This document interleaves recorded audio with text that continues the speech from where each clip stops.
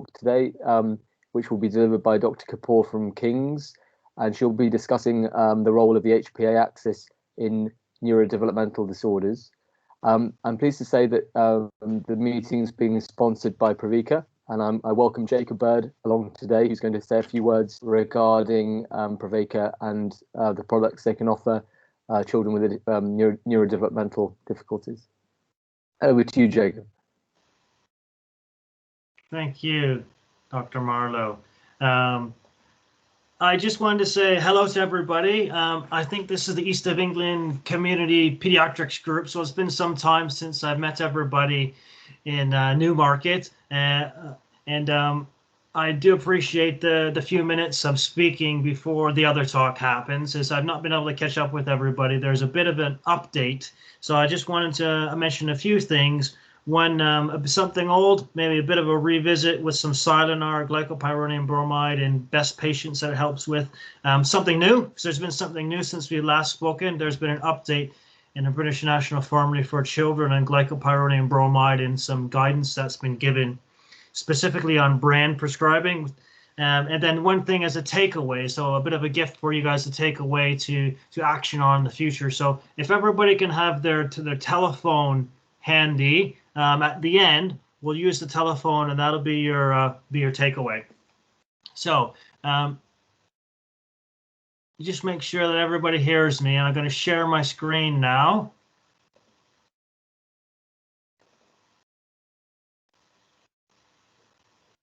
Good. So I hope everybody can see that. So my name's Jacob Bird from Pravika. We do medicines for children, and our main medication is Silenar, glycopyrronium bromide, 400 micrograms per mil.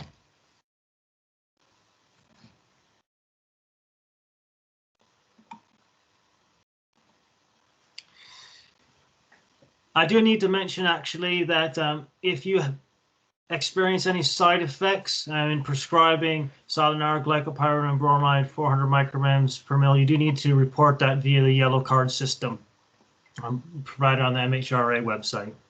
So just as a bit of a quick one, Pravika are a UK-based company. They specialize in pediatric-specific medicines that adapt adult medications and making them age-specific for children in terms of taste and special formulations that are suitable for children and minimal excipients. So what I'd like to do is just to jog your memory a bit, maybe think about if you're familiar with Silenar or not, if you've used it before, what's been your experience with Silenar before as a brand that you can prescribe with as a glycopyrronium bromide liquid for children.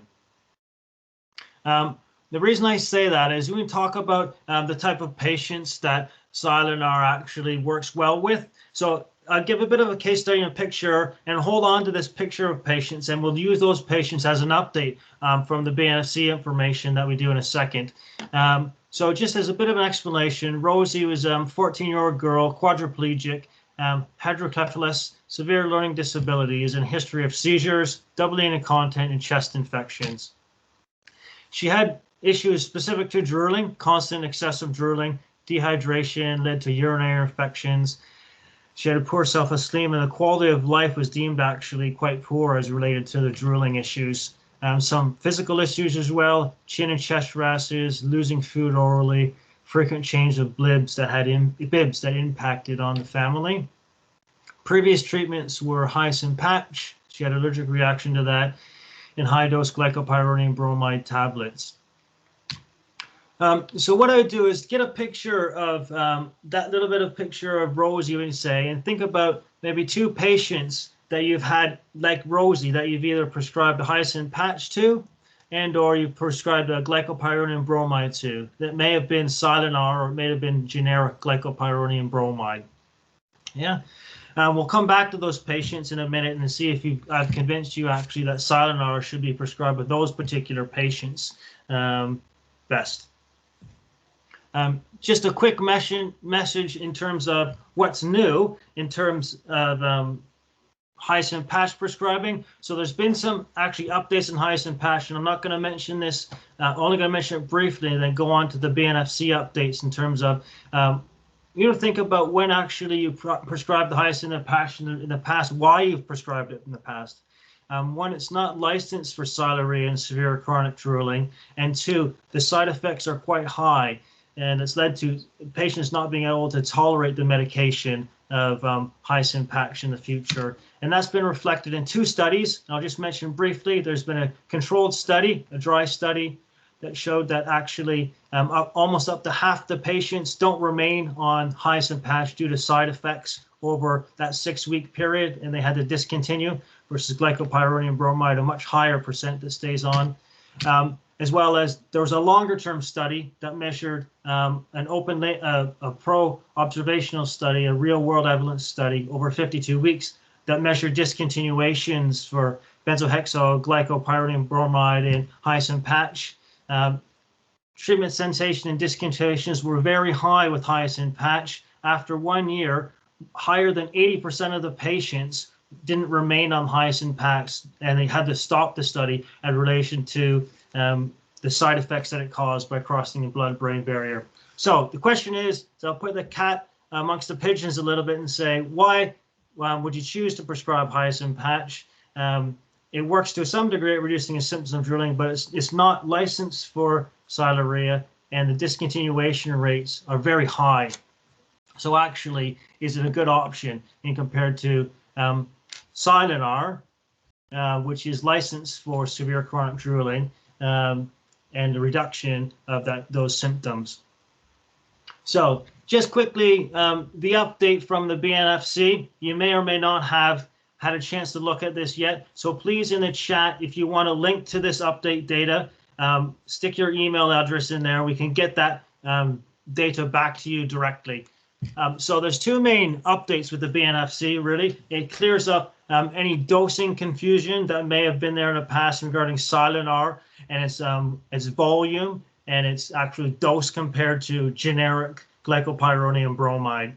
So it clears up that Silenar is 400 micrograms per mil of oral solution. It's licensed for severe chronic drooling, and that's versus generic 1 mil and 5 oral solution, which is only 200 micrograms per mil. So Silenar has a higher concentration and a much reduced volume to administer for sialorrhea symptoms.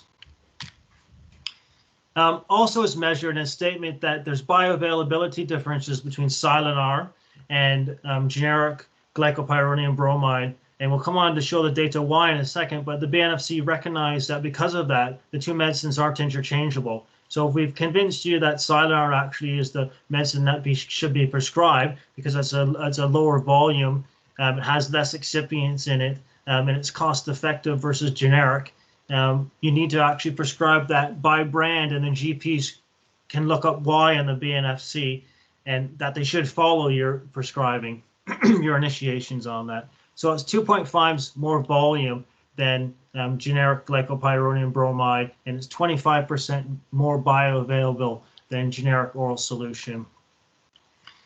So there's some cost benefits to that as well, so being more cost effective, because, and this table just shows that the dosing level, a medium dosing weight of Silenar versus generic oral solution, you use less milligrams, use less volumes, and the cost is less. So over a 6-month period, direct comparison to those criteria is 500 pounds saving over the 6-month period, and you can extrapolate that for a year as well. So this is the data that represents the bioavailability differences between Silenar and generic glycopyrronium bromide. So it was an American study, the Composa, which is the American version of 1 milligram of 5 mils, compared to Silenar on plasma concentrations over time. And the blue bit is a 25% difference between Silenar on the dotted line and the solid line of Composa. Composa is the UK version of glycopyrronium bromide generic solution. Colonis is bioequivalent to Composa. So the basic recommendations for the BNFC are is that when a prescriber initiates glycopyrronium bromide, they should state that by brand, and that should be followed in the community because it's not interchangeable medications based on bioavailability. And so that care should be taken in between both of them. both of the medications. There's also differences in bioavailability that should be measured as well. So just on to a bit of a summary for everybody. This may be familiar, may not be to some people, but is actually given the rationale why that Silinar should be prescribed in preference to generic glycopyrronium bromide, the bioavailability differences that we stated in the BNFC, the concentration, larger volume in generic solution, and there's actually some sorbitol excipients that children don't adapt well to. So it's minimal excipients in Silinar. It's a sorbitol free. So lastly, what I wanted to mention is back to the giveaway I was talking about before. So if everybody can grab their phone, you might be asking, we've talked about the summaries from Silinar and generic glycopyrronium bromide, and we've convinced you now actually that's the way to prescribe in the future, but how do you do that?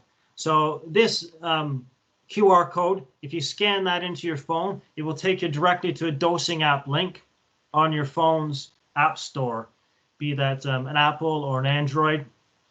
So if you can go ahead and try and click that now, it should come up on your phone and it'll download it automatically. So you'll be able to get the exact correct dose that Silinar you're required either to change from a glycopyrronium bromide as a result of the differences in bioavailability. So it's been updated with the BNFC information.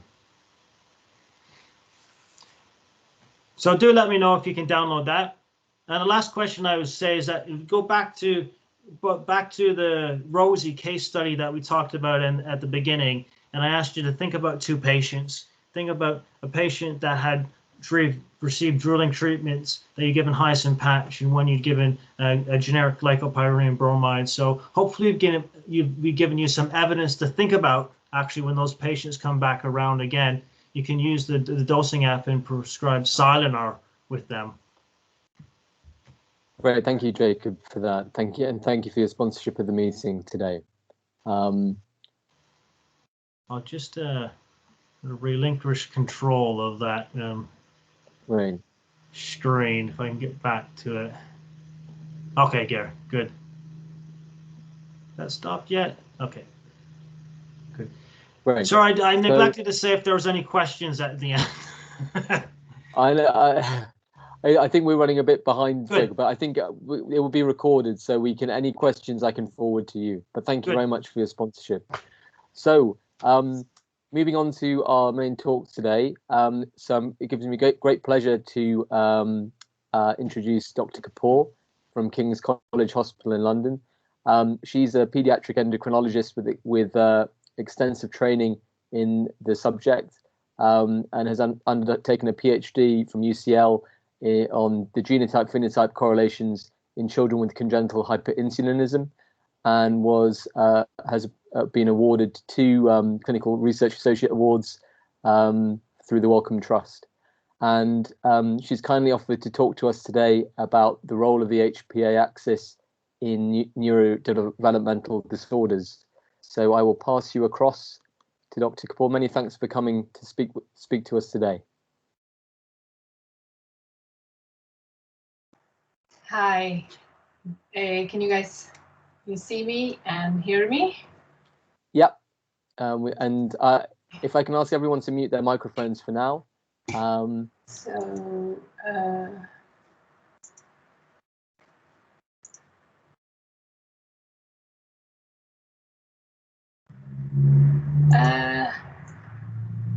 We've been through this morning. Yeah, that should be fine. It would just take a bit of time to load. So. Okay, let's see. Should I try it this way? Okay. Great. Okay. So that, yeah, we can see the presentation. So brilliant. Thank you. I'll mute my microphone now, and then any problems, I'll just say if there's any issues. But over to you. Thank you. Thank you so much, Ben. Thank you so much for inviting me today. Despite the agony we had to go through this morning with the 2 test runs during clinic, but nevertheless, I'm really privileged to be here today. And I'm going to be talking about neurobehavioral problems in disorders of the hypothalamus pituitary axis. So just a little bit about me, if this works. Oops, this did work this morning, and it's working now. Yeah, working now. Great. So I am a pediatric endocrinologist at King's College Hospital, and I actually trained in the East of England region, and then moved on to Great Ormond Street Hospital and Institute of Child Health. As Ben mentioned, I actually did a PhD in genetics of hyperinsulinism, and that has been my main area of interest for the past 15 years. However, after I moved on to King's, which was about 10 years ago, I also developed an interest in neurodevelopmental conditions. We are a major neurosurgical unit. We have lots of children with brain tumors, and we cover a large outreach region in the south of London, and we have a very underprivileged population. So perhaps because of that, we have a higher number of patients with autism that we see. And that really sparked an interest in this disorder, this area, along with some personal experience as well, as I would like to add. And I'm quite pleased to actually mention that I've recently been awarded the CARP Fellowship. So that gives me 3 years in this area of research.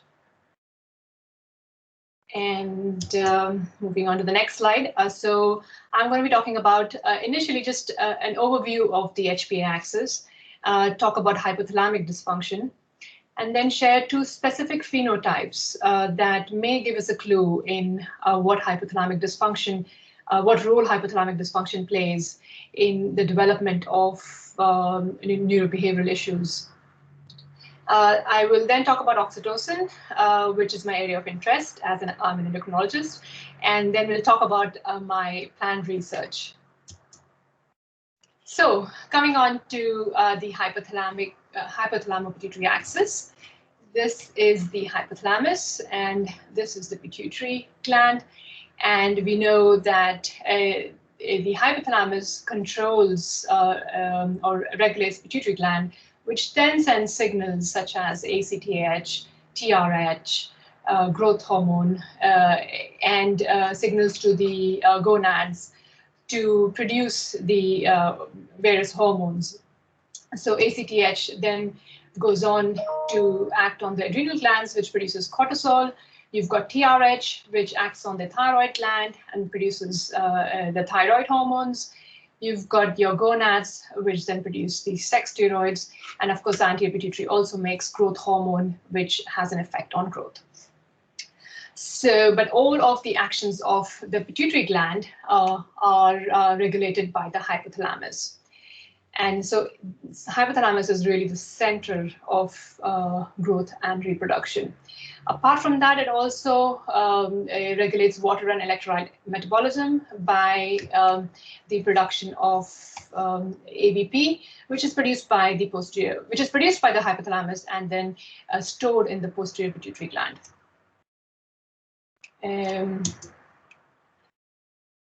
Apart from the endocrine functions, it also has a very important metabolic role in regulating energy metabolism and food intake and body weight. So it receives signals from various parts of the body, and it then sends signals back to them to regulate energy metabolism via the autonomic nervous system.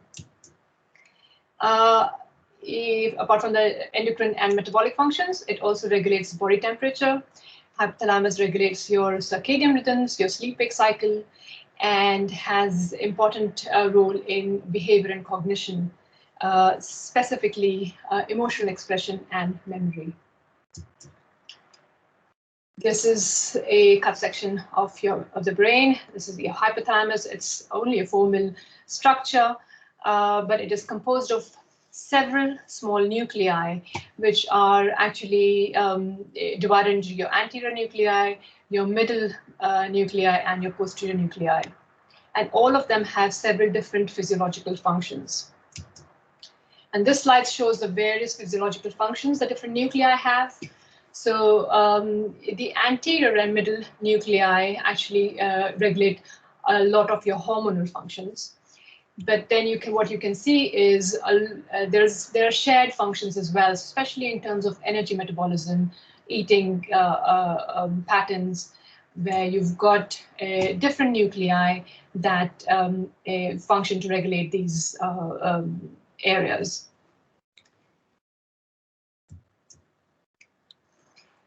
And so basically you can have hypothalamic dysfunction because of various causes, just like anything in medicine. You've got your congenital hypothalamic disorders such as septo-optic dysplasia. You've probably all come across Prader-Willi syndrome, Did-Mode syndrome, your Bardet-Biedl. You've got any brain tumor which either affects or arises from the pituitary hypothalamic regions, such as craniopharyngioma, or any other midline, especially brain tumors, which can then go on and affect the hypothalamus. You've got infiltrative disorders such as sarcoidosis. You've got infections, your bacterial meningitis, viral meningitis, head trauma, birth trauma, radiation following therapy, or even nutrition, especially such as what you see in anorexia nervosa. All of that can cause hypothalamic dysfunction. And how does hypothalamic dysfunction actually present? It can present with, of course, signs and symptoms related to the underlying cause, but also, as I've mentioned about the endocrine and metabolic functions, it can affect your endocrine and metabolic pathways. So if you have anterior pituitary deficiency, you can have growth hormone deficiency, hypothyroidism, adrenal insufficiency, or hypogonadism. Rarely, especially in children, you rarely see disorders of hormone excess, but you can have acromegaly, precocious puberty that we sometimes see with, or quite frequently see with hypothalamic hamatomas or hyperprolactinomas. Then you've got a salt and water imbalance, which can present with diabetes insipidus, causing dehydration and hypernatremia, or syndrome of inappropriate ADH, which can cause hyponatremia. Coming on to hypothalamic obesity, as I've mentioned that hypothalamus plays a very important role in energy metabolism and in regulating eating patterns. What we see in hypothalamic obesity is an intractable, severe type of morbid obesity characterized by hyperphagia. And again, you have probably all seen children with Prader-Willi syndrome who have that insatiable appetite. And that's a hallmark of hypothalamic obesity. So again, I'm not going to go into details of how this complex network works, but you've got basically some signals that are anorexigenic, such as the oxytocin, the CRF, and the TRH. And then you've got some that actually which are orexigenic, such as the MCH. So you've got a balance of these signals, which then go on and work on your peripheral pathways via the autonomic nervous system. And that helps you keep your energy metabolism and weight stable.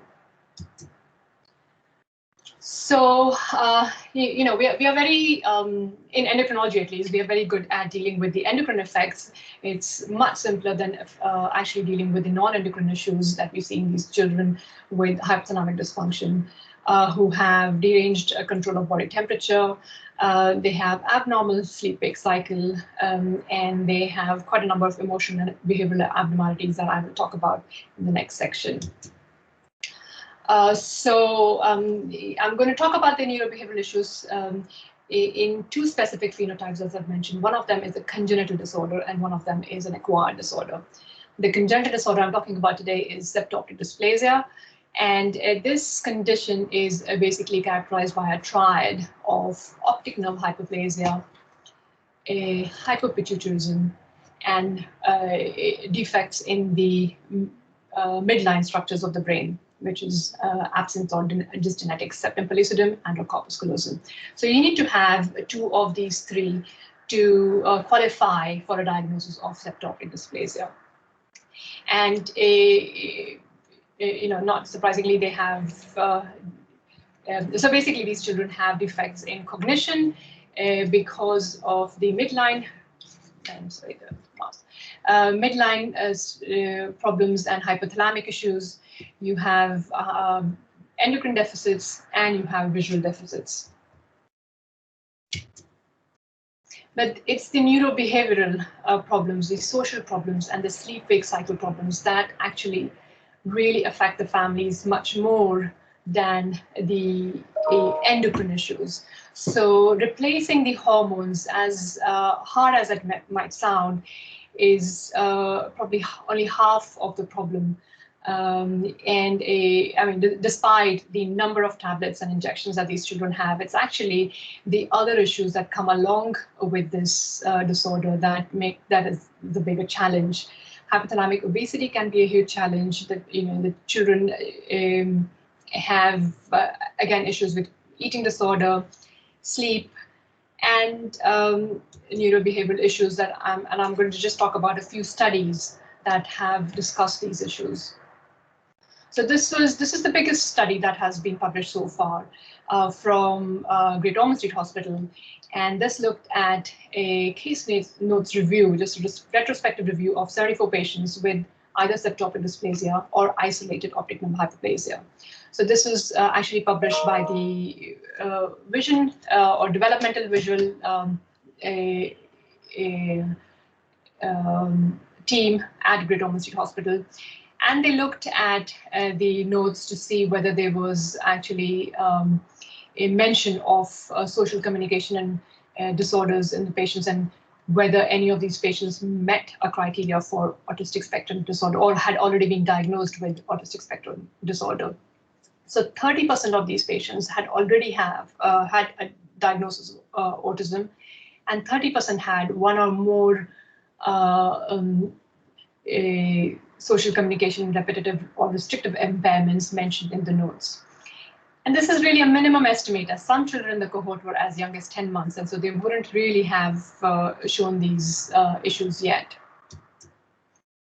Going on to the next study that I found interesting was a reported 13 patients with bilateral optic nerve hyperplasia. And though they actually just mentioned optic nerve hyperplasia in their title and in the manuscript, when you look through them, actually quite a few of them had hormonal deficiencies and midline abnormalities. So they did meet the criteria for septal-optic dysplasia.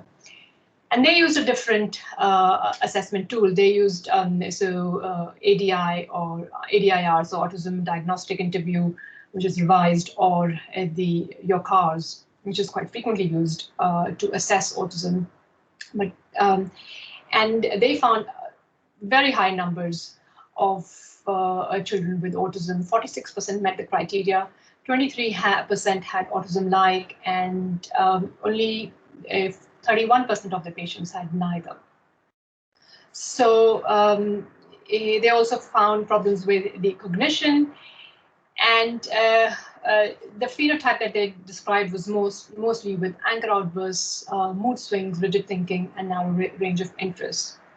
Now, what I found interesting was that they mentioned a little bit about or details about the phenotype, and what they mentioned was all children could talk. So none of them were non-verbal autistics, as we see.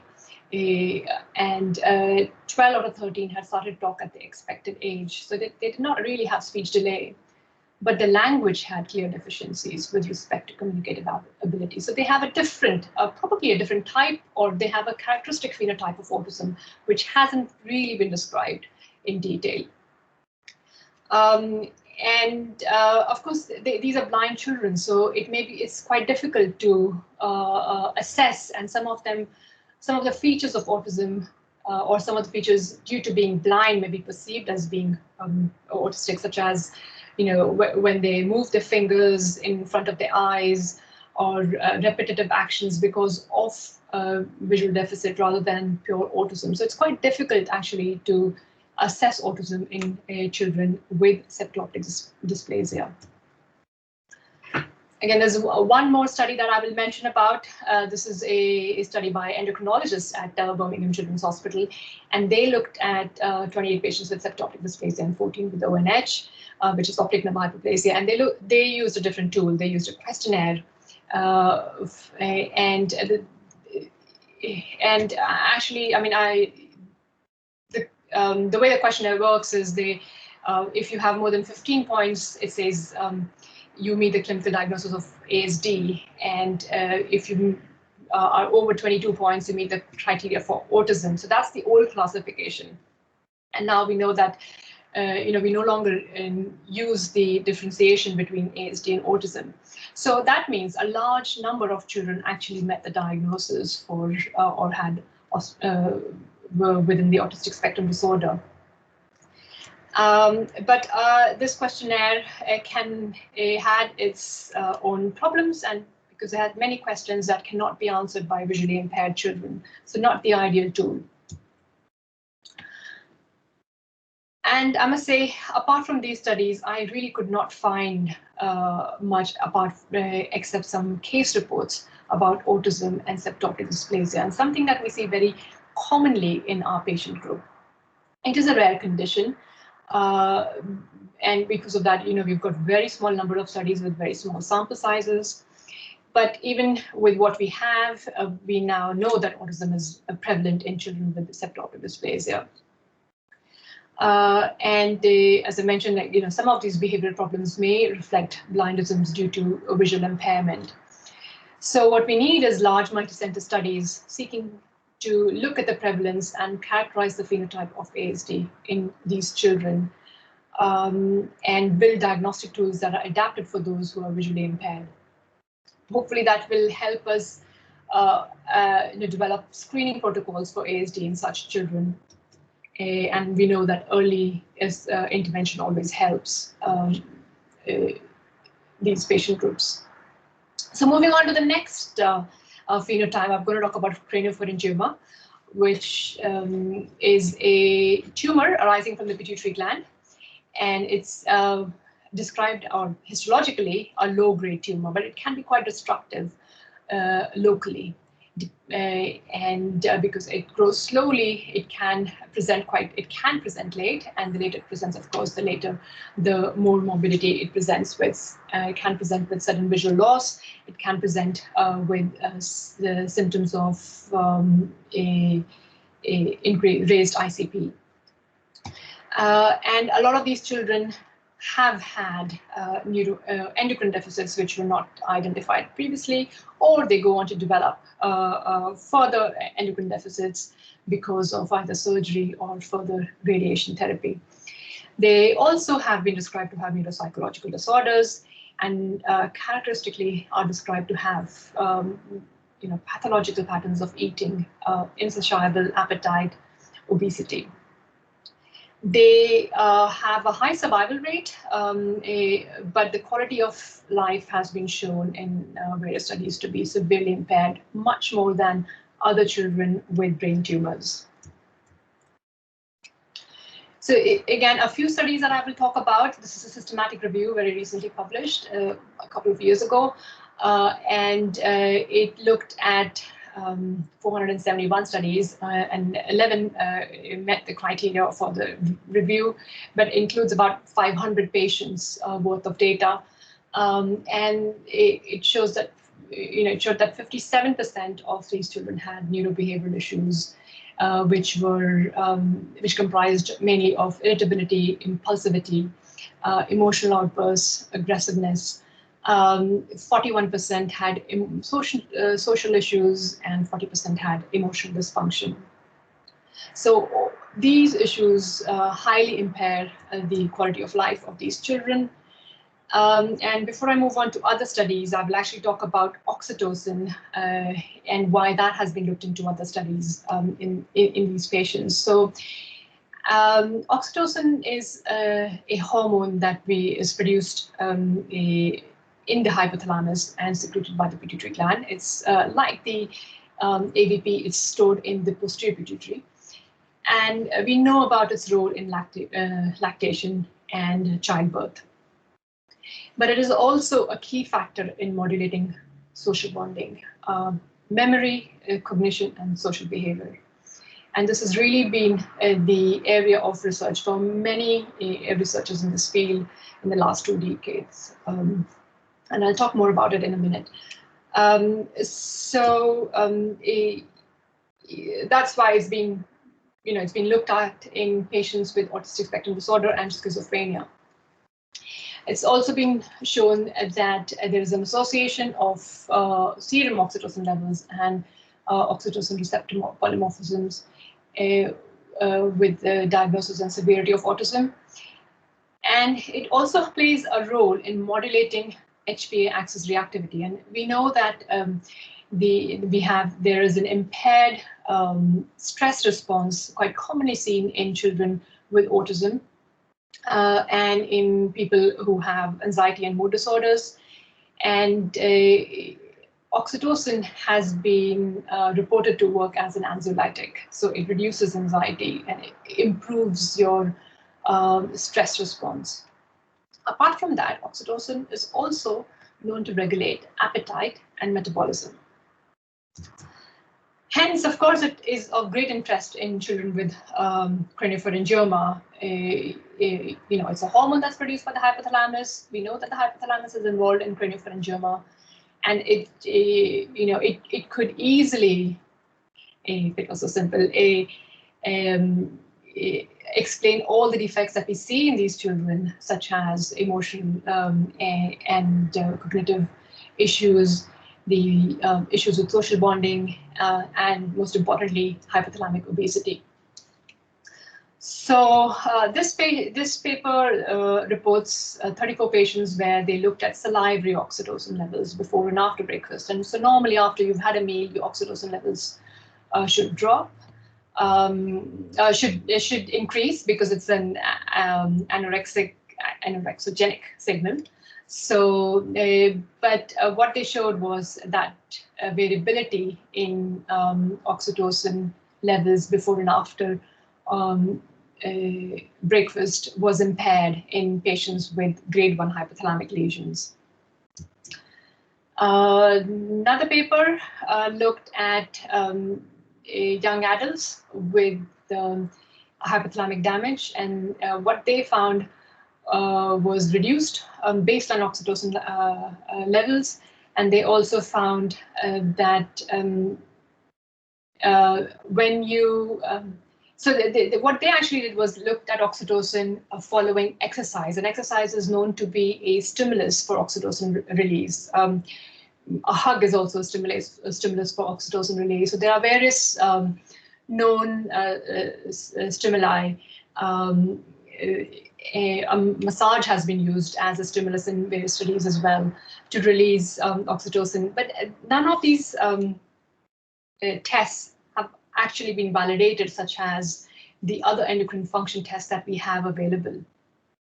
So in an attempt to look at oxytocin deficiency, they looked at exercise-induced oxytocin levels in children or young adults with craniopharyngioma, and they found a blunted oxytocin response in all children with craniopharyngioma, whether they had hypothalamic damage or not, and that was linked to a higher state of anxiety.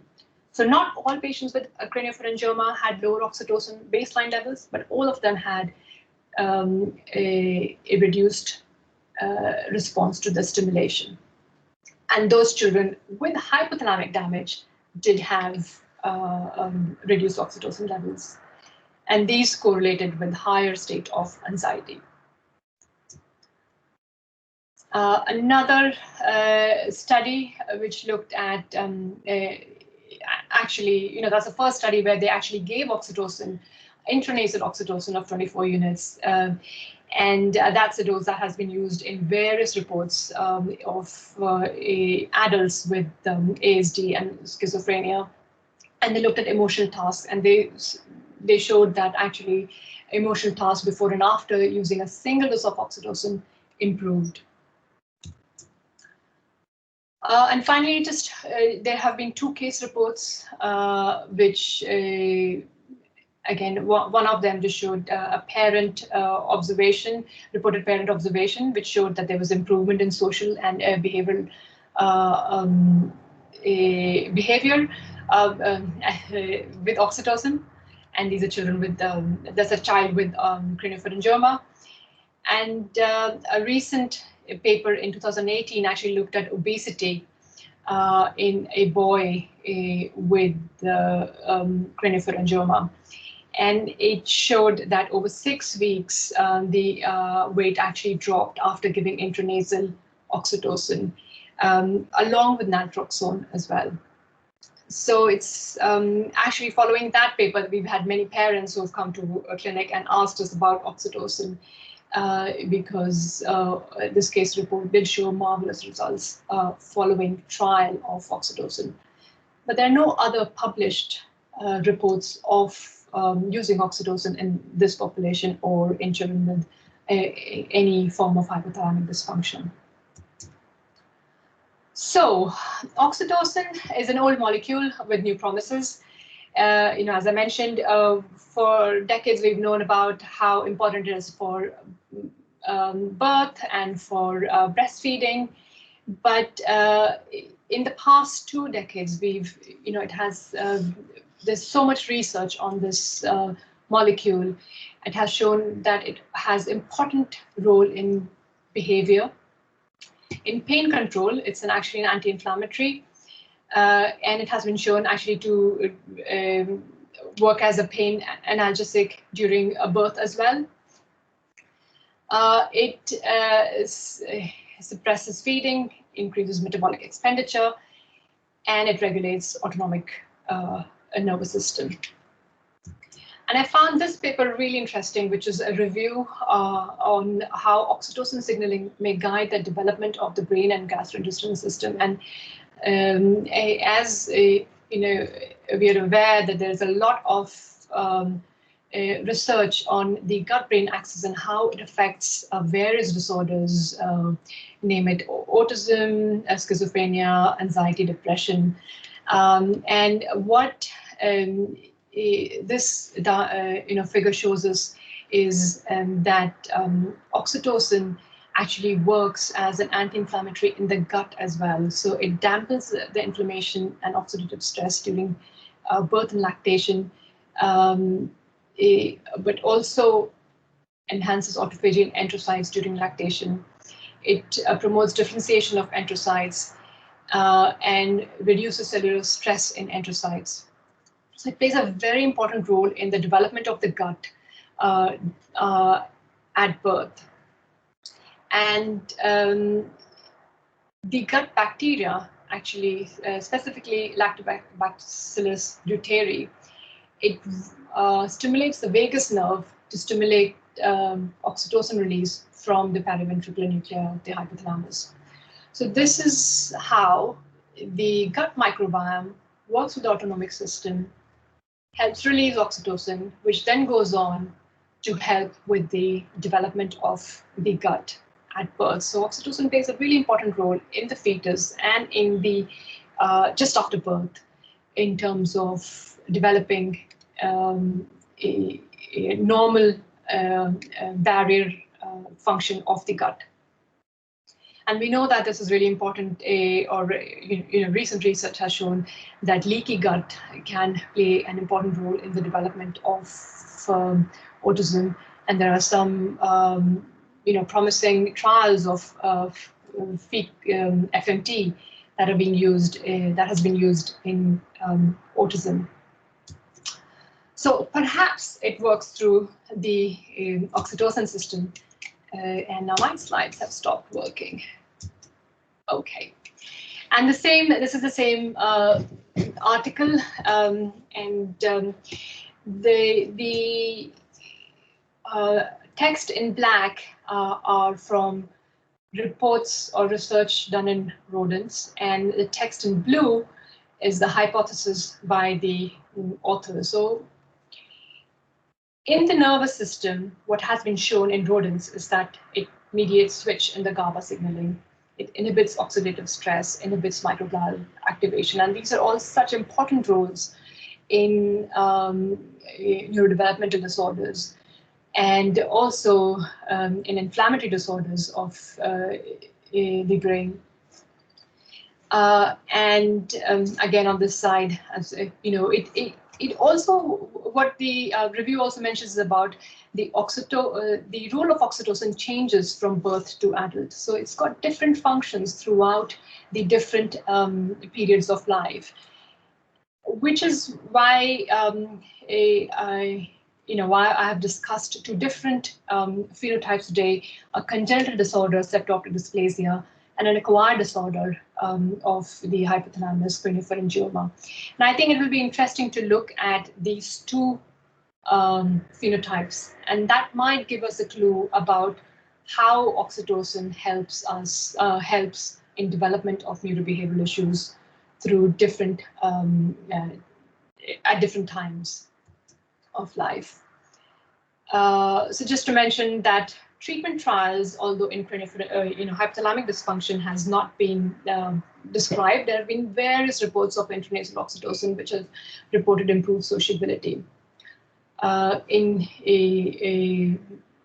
children or adults with ASD. I mean, these are limited trials, and it does incorporate lots of different phenotypes of ASD, and I think that's a problem which we face in various trials in ASD because it's such a large spectrum, and we are probably why we're not seeing results as expected is because we're pooling different phenotypes together. And perhaps studying different phenotypes separately will give us better clues, because almost certainly one treatment is not going to work for all children with autism. But oxytocin deficiency is an attractive therapeutic possibility in children with hypothalamic pituitary axis problems and neurobehavioral problems, as I mentioned. I'm just going to, how are we doing with time? Okay, we are okay. So I'm just going to very quickly talk about the challenges though. So first of all, diagnostic challenge. Although there are studies published about different ways of measuring oxytocin, there is no single valid test yet to diagnose oxytocin deficiency. The plasma samples, they've described radioimmunoassays and ELISAs. There is a problem with immunoreactive products that can interfere with the assays. And as like with other endocrine issues, it may be that we need a stimulation test that hasn't yet been looked at, except for that one paper. There's also the controversy of whether we are measuring peripheral oxytocin levels when we're using a plasma, urine, or saliva. It may not actually tell us about the central oxytocin levels. So there may be there's possibly a difference between the two, and we may be using wrong markers to look at central effects of oxytocin. There are therapeutic challenges. It has a very short half-life. The doses that have been mentioned have been used in various trials. The 24 units means 4 sprays or 6 sprays 4 times a day. So that's quite a lot for children. And we yet don't know what the pharmacodynamics are. We don't know whether we should be using smaller doses, and whether intranasal oxytocin actually crosses the blood-brain barrier. Is it a valid method of delivery? And I'll talk about some papers. Yeah, that's just coming up now. So fortunately for me, I came across researchers at King's College London, who just recently this year have published these papers. And they looked at, they're oxytocin researchers who've been looking at various methods of studying the oxytocin system. And they have looked at functional MRI following a single dose of intranasal oxytocin. So they've described changes in resting cerebral perfusion following intranasal oxytocin. And that seems to be a good way of studying oxytocin system in the future. Not an easy way. But what it also showed was actually when you give intranasal oxytocin, it increases oxytocin in the peripheral circulation as well.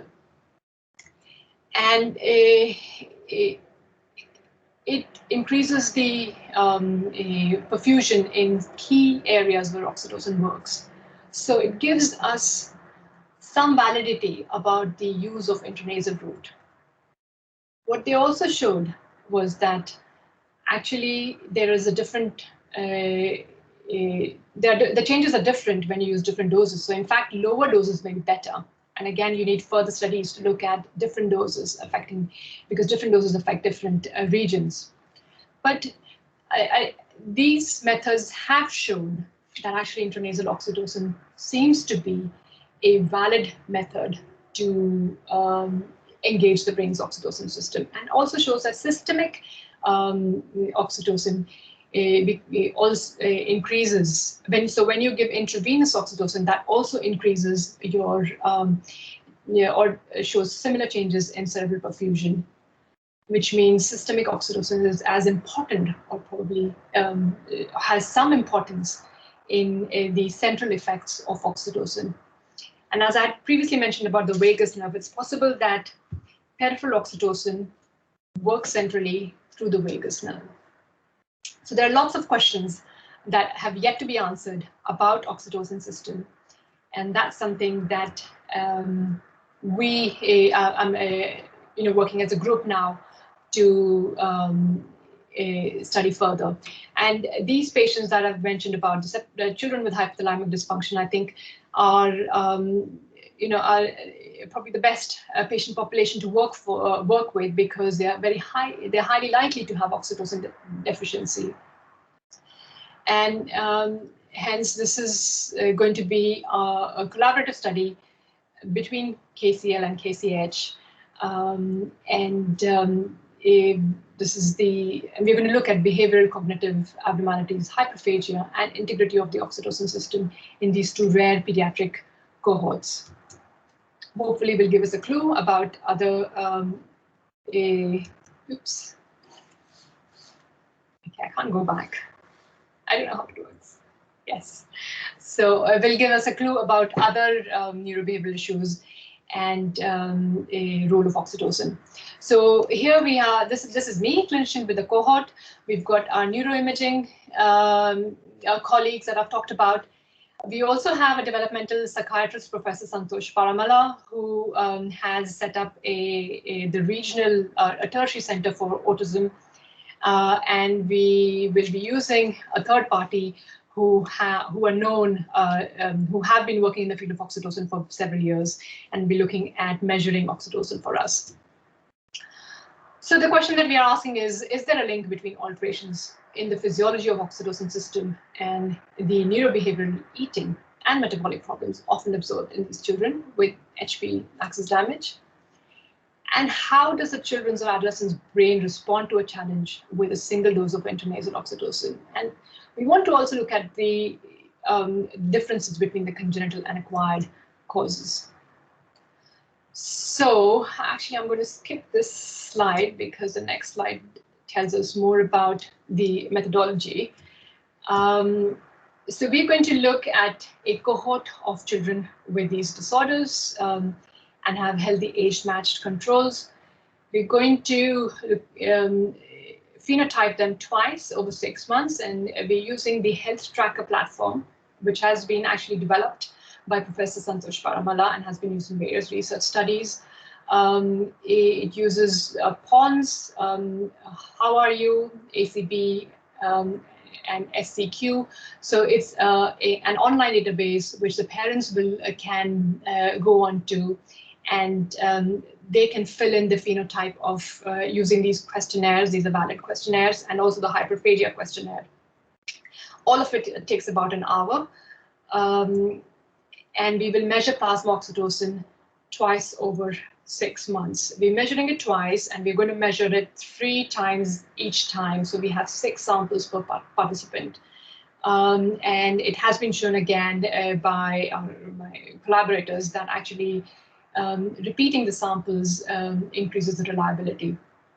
And we're going to use extracted plasma sample to avoid interference and use radioimmunoassay, which again has been shown to be very similar to mass spectrometry results. So this is the we have just received the CARP funding for. As I've mentioned, the MRC are going to fund this study for the next 3 years. In the future, we want to conduct a double-blind, placebo-controlled, single-dose oxytocin challenge neuroimaging studies, as my collaborators have already been doing in other cohorts of adults. And we will measure food craving and consumption following a single dose, and we look at the resting brain perfusion and functional connectivity following a dose of oxytocin. And this will lay the groundwork for feasibility study on the efficacy of intranasal oxytocin treatment. And hopefully we'll go on to then have a multi-center RCT. I think the study will also provide unique insights for other neurodevelopmental disorders, especially Prader-Willi syndrome and autistic spectrum disorder. It will hopefully help us to identify the behavioral and cognitive phenotypes that may be amenable to oxytocin treatment. As I mentioned, it's one treatment is not going to fit all the very phenotype that we see in autism, but hopefully this will give us some clue as to which children may benefit from oxytocin treatment. Finally, acknowledgements. This is Dr. Yanis Panoyelis. He's the senior lecturer in neuroimaging who works with Dan, who's a clinician who now a researcher, and they are the main people who've been working on oxytocin system at KCL in using neuroimaging. And then we've got Professor Paramela Santosh. He runs the Tertiary Center for Autism at the Maudsley. And that's it. Thank you. Are there any questions? Great, thanks very much for that great talk, Ritika. We've had one question from Dr. Issa regarding your initial part of the talk on screening of children with autism for underlying endocrine abnormalities early on, and whether that influences our kind of early diagnostic pathway. I think from a point of view of vision, I think it's very important, as you've alluded to in the development of social communication difficulties generally, and that's also associated with CVI. I think that's another topic which the Synapse Centre is very interested in terms of looking at visual processing and what actually children can see. So I don't know if you have any comment on that in terms of early workup. Growth. So most children with hypothalamic dysfunction that affects the endocrine function will have growth hormone deficiency. So I think height is a very sensitive indicator. It's something easy to do.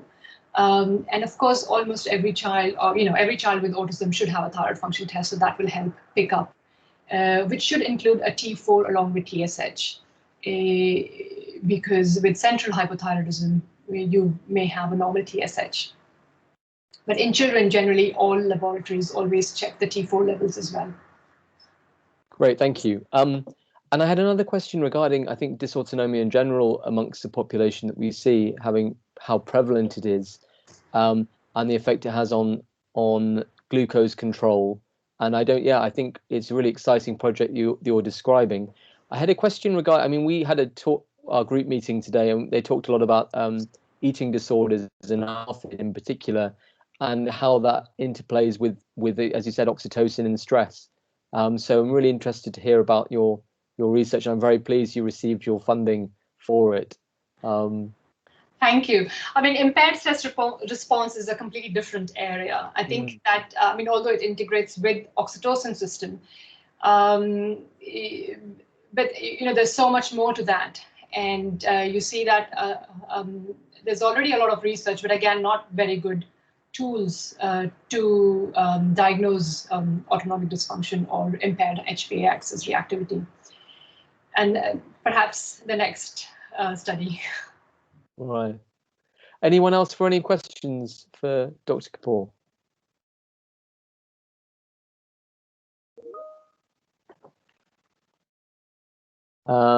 This is from Dr. Tan.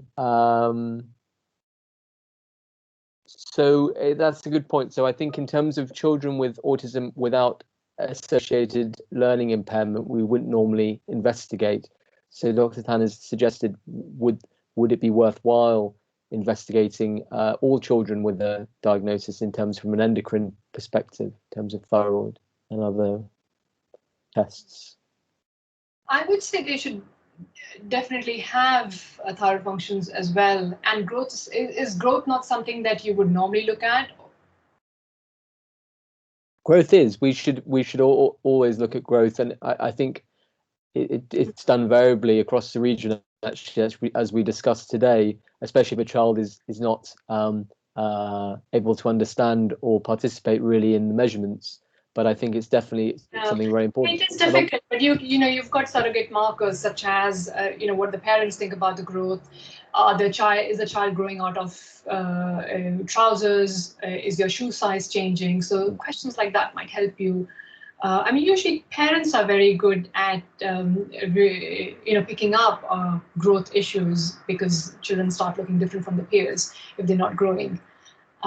So I would look at that for sure, because you can have underlying a SOD which is undiagnosed. Yeah, I mean, I had a child. I mean, this is very rare, but I did have a child who was sent to us for growth issues, and he did have underlying autism. He also had mobility issues, which was not very well understood. And he came to our clinic in a wheelchair. So he was extremely short. And because he was in a wheelchair, it was quite difficult to realize that he was actually very small for his peers. There was a previous history of hypoglycemic disorders, which was labeled as ketotic hypoglycemia. And when this child underwent a growth hormone stimulation test and turned out to have growth hormone deficiency, had an MRI scan, he has subtopic dysplasia. And treating endocrine deficiencies also help. So once we started growth hormone, the child not only grew, but also actually has helped his speech. And it helps muscle function. He was so severely growth hormone deficient that actually he had poor muscle tone because of growth hormone deficiency. And he walked out of the wheelchair in a few months. So it can, I mean, this is extremely rare, but I cannot forget this case because of the huge impact it had, the diagnosis of SOD on that child. But he did have autism, he did have cognitive difficulties as well, and a range of other previous issues which were not put together. Great. Anyone else for any questions? No, I think we're going to rattle. Hang on, someone with their hand up. Hi, Ritika. Thank you very much for your lovely speak and the lectures. Very informative. I'm coming from the commissioner's point of view and ASD. There is an increasing pressure to reduce the involvement of pediatrician because they are considered as very expensive. So there are in areas I'm aware of, the children are not always medically examined. So I have always resisted in my area. So possibly we need to educate everybody. There are other medical conditions which could present like ASD, and we also have to look into, it's just a comment.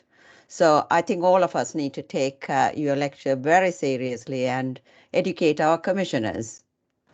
Absolutely, and I'd be very happy to talk about it to anybody if it helps, because how can we actually label somebody as something without excluding other diagnoses? And there are loads of diagnoses associated with autism.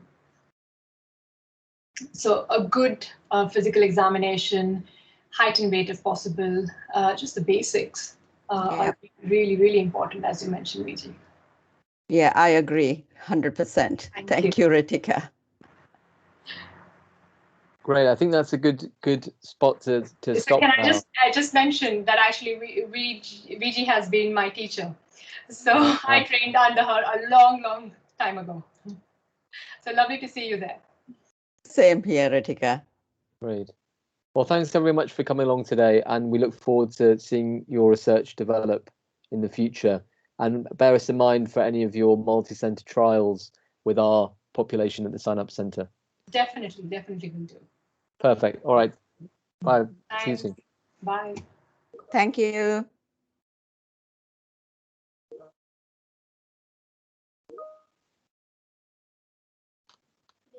Thank you very much. Bye.